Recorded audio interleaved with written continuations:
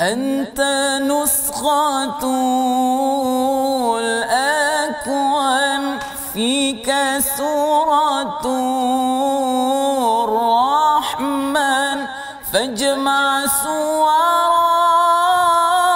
القرآن بسم الله الله الله بسم الله. Assalamualaikum warahmatullahi wabarakatuh.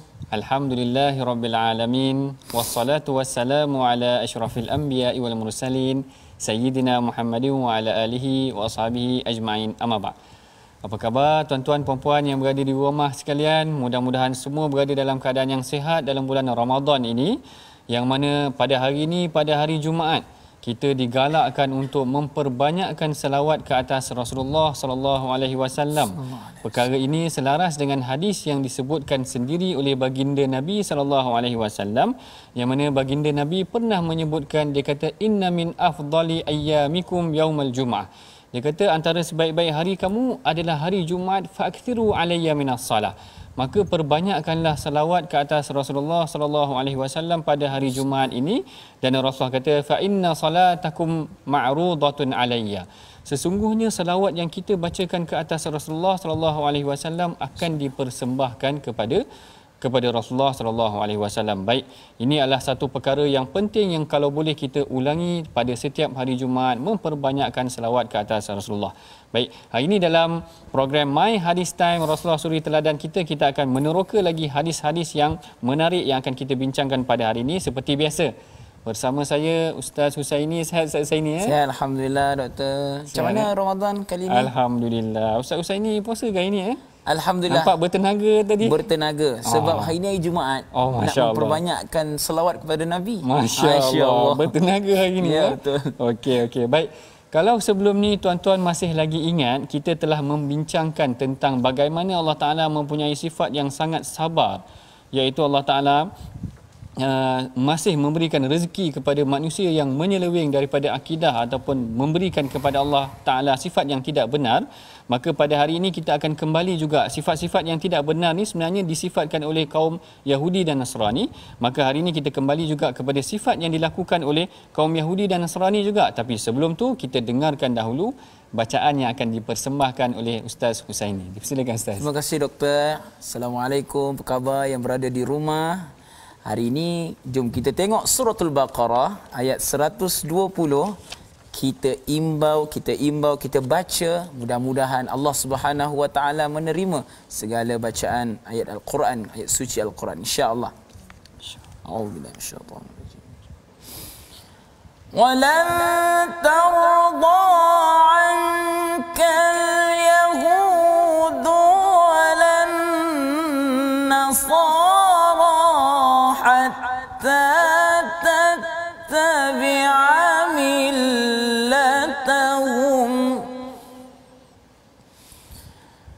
qul inna hudallahi huwal huda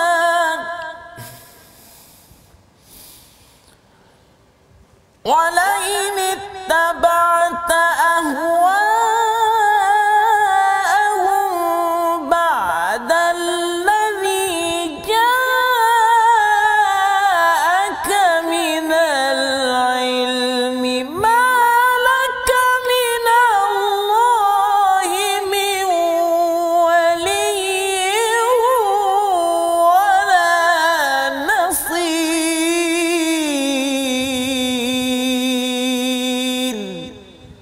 Sadaqallahul azim. Sadaqallahul azim. Baik, dalam ayat yang 120 daripada surah Al-Baqarah ini, Allah Ta'ala menceritakan kepada kita bagaimana kaum Yahudi dan Nasrani tidak akan redha dengan kita sehinggalah kita menuruti agama mereka. Perkara ini adalah rentetan daripada perbincangan kita yang semalam. Kalau tuan-tuan ingat lagi, kita membincangkan bagaimana kaum Nasrani ada di kalangan mereka yang menganggap Allah Ta'ala memiliki anak. Pada hari ini pula kita akan membincangkan tentang bagaimana kaum Yahudi dan Nasrani ini tidak akan duduk diam sehinggalah kita menuruti agama mereka. Yang ni yang sangat bahaya dan sangat kita kena jauhi. Dan dalam perbincangan hadis pada hari ini kita akan ambil satu hadis yang telah diriwayatkan oleh Al-Imam Muslim. Mari tuan-tuan kita sama-sama baca hadis ni dalam slide yang mana menyebutkan an Muawiyah. Sami'tu Rasulullah sallallahu alaihi wasallam yaqul la tazalu ta'ifatun min ummati qa'imatan bi amrillah la yadurruhum man khadhalahum aw khalafahum hatta ya'tiya amrullah wa hum zahiruna 'alan nas. Maksudnya daripada Sayyidina Muawiyah radhiyallahu taala anhu, aku mendengar Rasulullah sallallahu alaihi wasallam bersabda, sentiasa ada satu golongan daripada kalangan umatku yang menegakkan perintah Allah. Orang yang mengkhianati dan menentang mereka tidak akan memberikan mudarat kepada mereka sehingga datang ketentuan Allah pada hari kiamat. Mereka akan sentiasa menang ke atas manusia. Hadis ini diriwayatkan oleh Al-Imam Muslim. Dalam hadis ini seakan-akan Rasulullah ingin memberikan kepada kita satu penegasan bahawa sekalipun kaum Yahudi dan Nasrani ini bersungguh-sungguh untuk menarik kita mengikuti agama mereka, ikut cara hidup mereka, ikut cara fikir mereka, lalu Rasulullah tegaskan akan ada di kalangan umat aku ini yang akan zahirina 'alal haq, yang akan memperjuangkan kebenaran sehinggalah datang pada hari kiamat golongan ini akan sentiasa membawa Islam dengan keadaan yang benar, membawa pendekatan yang betul, menghidupkan semula sunnah-sunnah Rasulullah dan menghidupkan semula ajaran-ajaran Islam sehingga umat ini terpelihara daripada segala pengaruh yang cuba diterapkan oleh kaum Yahudi dan Nasrani. Perkara ini kalau tuan-tuan perhatikan sebenarnya banyak berlaku pada hari ini, yang mana kaum Yahudi dan Nasrani ini pada hakikatnya mereka cuba untuk menanamkan jarum-jarum pemikiran mereka kepada umat Islam, kepada orang-orang muda kita. Maka dalam hadis pada hari ini kita akan bincangkan bagaimana akan ada satu umat, ataupun sekiranya tidak ada, kita perlu wujudkan satu umat yang akan mempertahankan agama ini daripada terpengaruh dengan anasir-anasir luar. Kita akan bincangkan lagi selepas daripada ini. Jangan ke mana-mana, temui kami dalam program My Hadis Time Rasulullah Suri Teladan.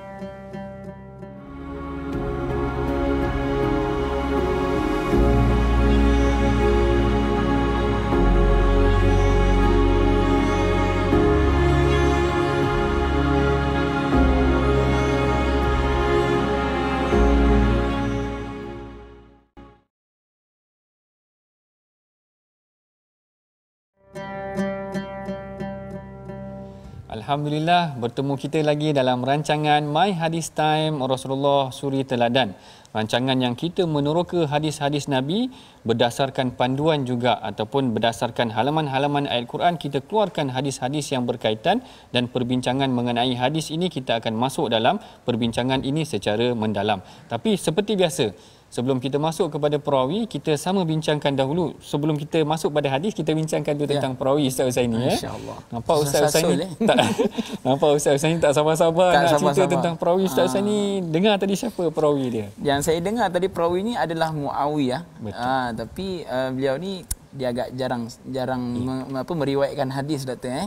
Dan setahu saya Muawiyah ini, tuan-tuan dan puan-puan, beliau ni adalah seorang sahabat Nabi sallallahu alaihi wasallam yang menjadi penulis wahyu. Betul. Dan juga beliau Islam anak kepada Abu Sufyan, dan beliau Islam terlebih dahulu sebelum bapanya masuk Islam. Betul. Itulah Muawiyah. Betul seperti mana yang diungkapkan oleh Ustaz Husaini tadi. Mari sama-sama tuan-tuan kita perhatikan slide yang akan kita bincangkan mengenai tokoh perawi kita pada hari ini, iaitu Sayyidina Muawiyah bin Abu Sufyan. Beliau telah memeluk Islam lebih awal daripada ayahnya, iaitu Abu Sufyan, dan diberikan tugas sebagai penulis wahyu seperti mana yang disebutkan oleh Ustaz Husaini tadi.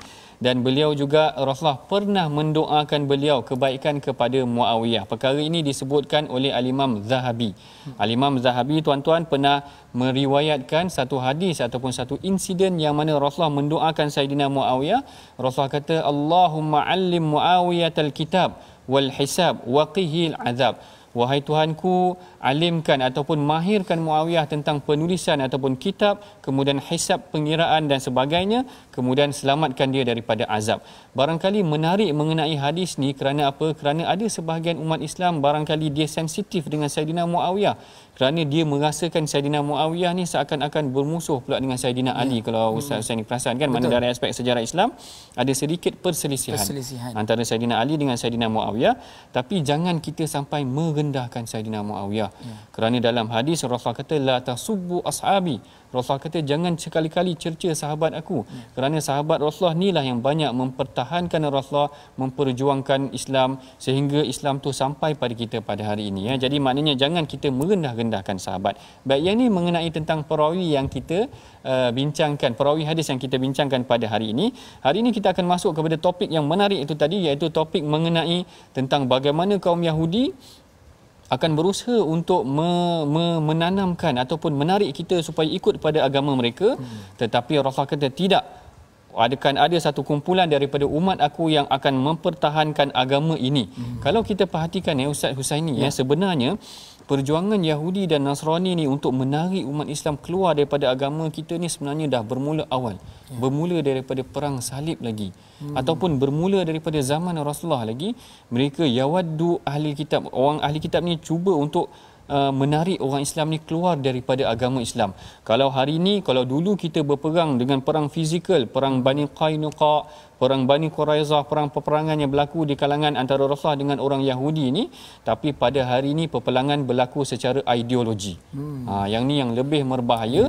Kaum Yahudi dia cuba tanamkan pemikiran-pemikiran yang agak bercanggah dengan Islam. Sehingga kan mereka merasakan, ada di kalangan umat Islam ni merasakan kalau ikut Islam ni rasa kolot pula.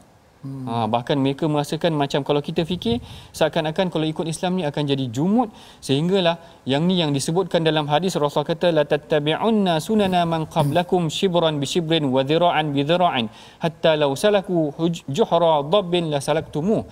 Rasulullah kata nanti kaum aku ni takut dibimbangi akan ikut sedikit demi sedikit ajaran kaum Yahudi ni, cara pemikiran mereka, mereka terlalu angkat kerosakan pemikiran yang terlalu berhibur dan sebagainya, akan ada umat aku yang akan ikut sedemikian. Yang ni yang Rasulullah pernah jelaskan, yang ni yang kita kena konsisten juga. Bahkan sebab itulah dalam sebuah hadis yang lain Rasulullah kata man tashabbaha biqaumin fahuwa minhum. Maksudnya siapa yang menyerupai satu kaum tu, maka mereka seakan-akan telah mengikuti kaum tersebut. Maknanya kat sini Rasulullah memberikan kita satu garis panduan bagaimana dalam kita berinteraksi dengan pemikiran moden pada hari ini. Ada di kalangan pemikiran moden pada hari ini menganggap Quran ni sebagai sesuatu yang dah terkebelakang, dah terlalu kolot, maka kita kena sekat. Kita hendaklah jadi seperti kaum yang Rasulullah sebutkan tadi, zahirina alal haq.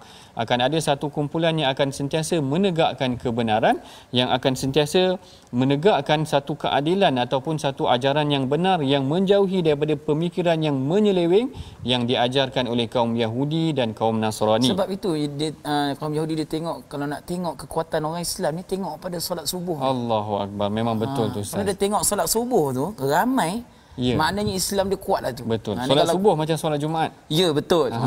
Kalau tengok kalau solat subuh pun macam satu soft. Allah. Ataupun 2-3 orang, itu masalah tu. Yang ni betul, yang ni kita akan bincangkan lagi secara lebih mendalam dalam perbincangan selepas ini. Jangan ke mana-mana. Temui kami lagi dalam rancangan My Hadis Time Rasulullah Suri Teladan.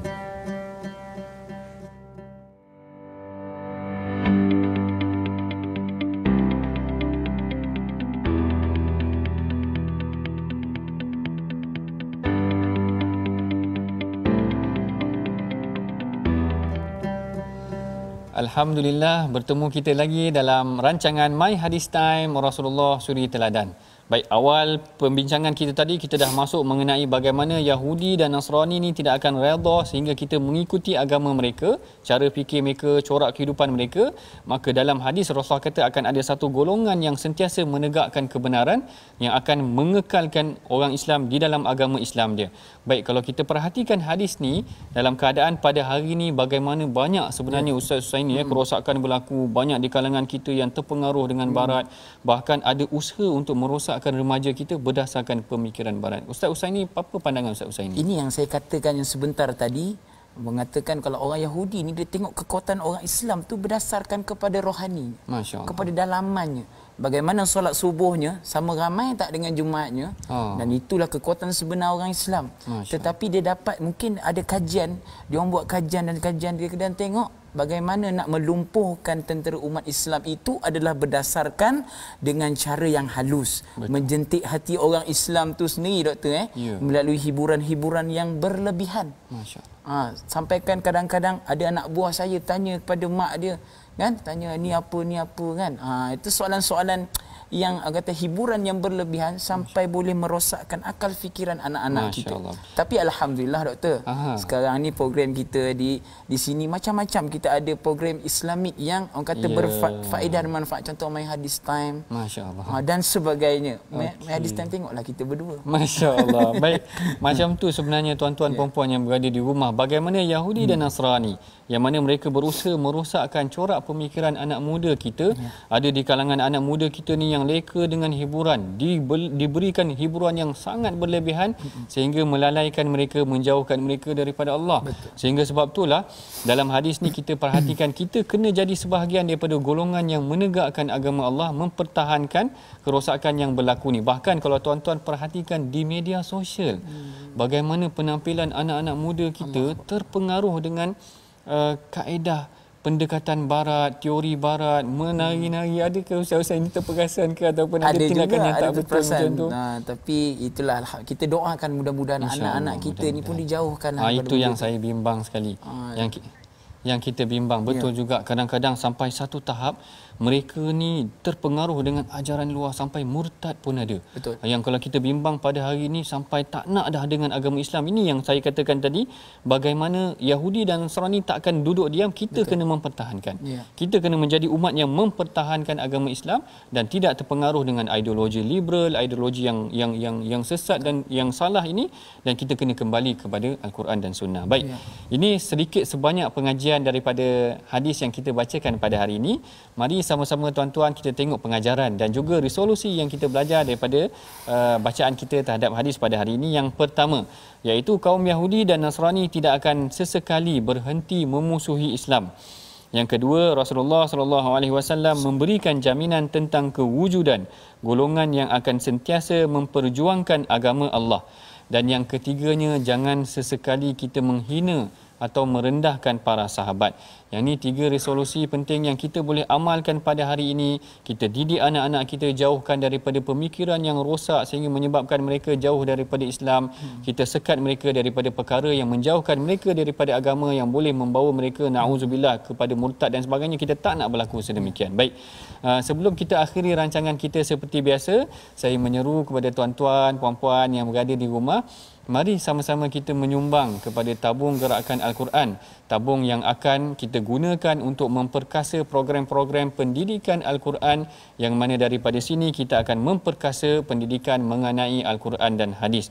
Baik, kita telah pun sampai ke penghujung rancangan. Kita dah bincangkan hadis itu secara mendalam, yang semampu yang mungkin yang kita bincangkan pada hari ini. Mari kita sama-sama berdoa, mudah-mudahan Allah Ta'ala memberkati usaha kita, merahmati setiap semua yang datang mendengar hadis-hadis yang dibacakan dalam program kita pada sepanjang masa nanti. InsyaAllah saya persilakan kepada Ustaz Husaini untuk memimpin baca dan doa. Terima kasih doktor. InsyaAllah tuan-tuan dan puan-puan, ayo kita bermunajat, berdoa kepada Allah Subhanahu Wa Taala, mendoakan supaya anak-anak kita dijauhkan daripada segala ideologi yang orang kata mendatangkan mudarat. Mudah-mudahan Allah Subhanahu Wa Taala juga menjadikan Ramadan kali ini Ramadan yang terbaik buat kita. Sallu ala Nabi. Insyaallah.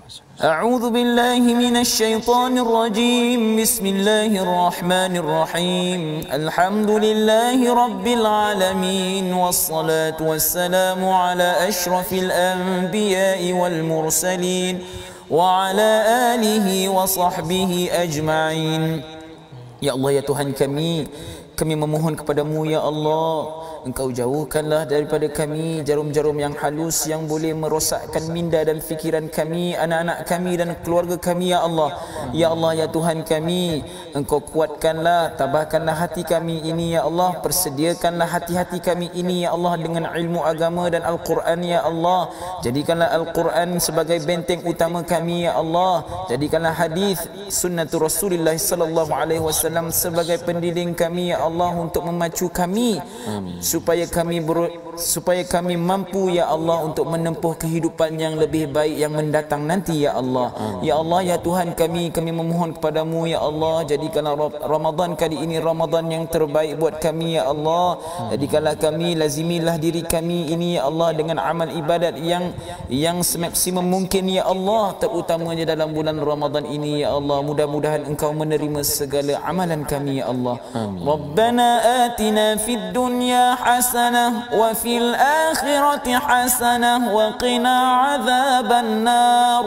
Wa sallallahu ala sayyidina Muhammadin wa ala alihi wa sahbihi wa sallam walhamdulillahi rabbil alamin.